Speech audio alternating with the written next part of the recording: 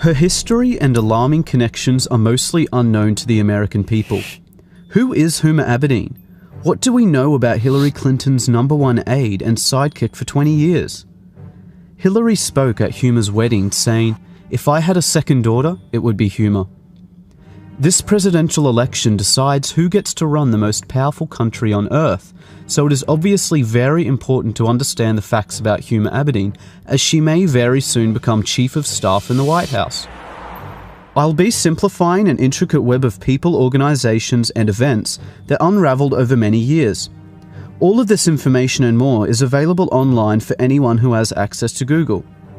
Anyway, here is an unbelievable story of infiltration, unfolding before our eyes, and the most important aspect of this election that you definitely won't see on CNN. There are 4 main players in this: Hillary Clinton, Huma Abedin, Abdullah Omar Nassif, and Saudi Arabia. Huma was born in the USA. Then when she was 2 years old, her family moved to Saudi Arabia. They lived in Saudi Arabia for 16 years. Huma returned to the USA when she was 18 to study at George Washington University. Only after 2 years in the country, she became an intern for Hillary Clinton, and soon after started working full-time. Also in 1996, Huma was working at her family business, a journal by the Institute of Muslim Minority Affairs. The Abedin's family business is owned by the Muslim World League, Saudi Arabia's global organization that promotes violent Wahhabi Islam. They even share an office at 46 Goodge Street, London. Saliha Abedin, Huma's mother, and Hassan Abedin, Huma's brother, currently work there still. Abdullah Omar Nassif is one of the founders of the Muslim World League and served as vice president of the Saudi Kingdom Shura Council. He created Huma's family business along with her father. He also funded Al-Qaeda and Osama bin Laden, as did Saudi Arabia, for many years. His organization was declared guilty of funding Al-Qaeda terrorism by the USA State Department. During the Holy Land Foundation trial in 2001, the FBI discovered that the Muslim Brotherhood gave over $12 million to Hamas, the terrorist organization. They also found the secret 18-page plan for the Muslim Brotherhood, which explains that their work in America is a kind of grand jihad in eliminating and destroying Western civilization from within. This document is available online in full. One of the many listed organizations within the Muslim Brotherhood was the Muslim Students Association, which Huma was an executive board member on for 3 years. Only 2 years after Huma left, Anwar al-Awlaki, the Al-Qaeda member and preacher to 9/11 hijackers, became chaplain of the same Muslim Students Association that Huma was a part of. To make things worse, Huma's mother, Saliha Abedin, is a leading member of the Muslim Sisterhood, the women's division of the Muslim Brotherhood. All of these organizations share the same goal and tell us repeatedly in plain English. They want to destroy Western civilization and replace our laws with oppressive Sharia law like you see in Saudi Arabia. On 9/11, Abdullah Omar Nassif, Saudi Arabia, and Al-Qaeda tried to do just that.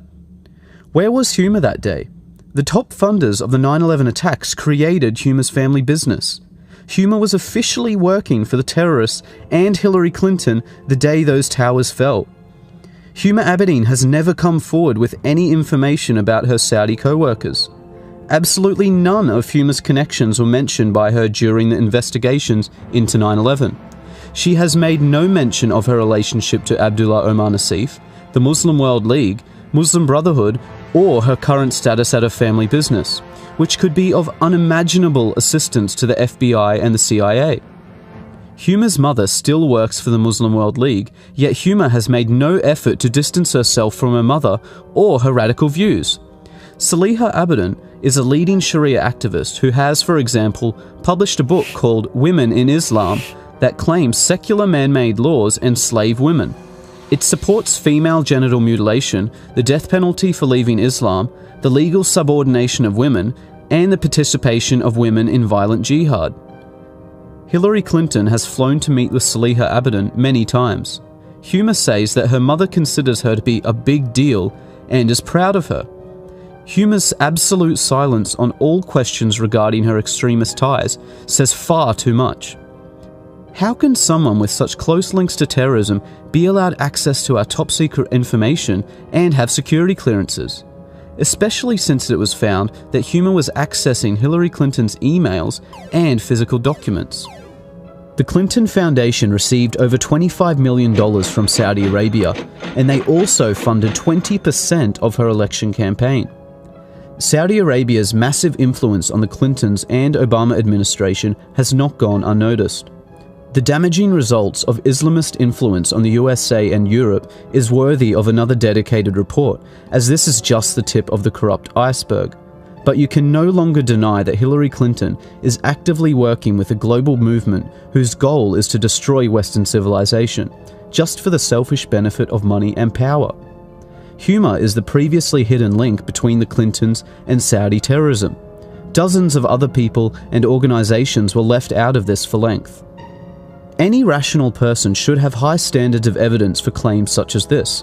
So here is the fastest way to prove Huma's tie to Abdullah Omar Nassif that you can look up for yourself and is sourced by their own websites. Start at the website of Huma's family business, the Institute of Muslim Minority Affairs.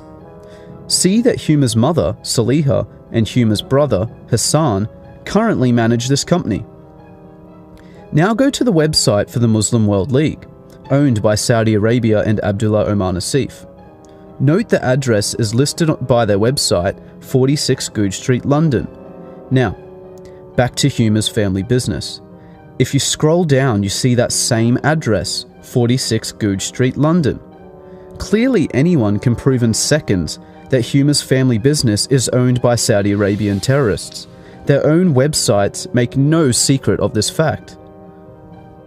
There are no more excuses for Huma's silence. She has had years of opportunities to distance herself from terrorists and radical views, but would rather simply hide. The American people demand an explanation from Huma Abedin and Hillary Clinton before the election. One simple, straightforward question needs to be answered. Did Abdullah Omar Nassif create your family business? And were you working with him in any capacity on September the 11th, 2001? Yes or no? This year marks the 15th anniversary of the day Al-Qaeda murdered 3,000 innocent citizens. Let's not forget about it so quickly. Huma's security clearances should be revoked until she or Hillary directly address this national security threat. Unfortunately, in the meantime, because of the overwhelming silence and lies, it appears to be true that a vote for Hillary Clinton will be a vote for Huma Abedin, the Muslim Brotherhood, Saudi Arabia, Al-Qaeda, and a wish for the complete destruction of the United States of America.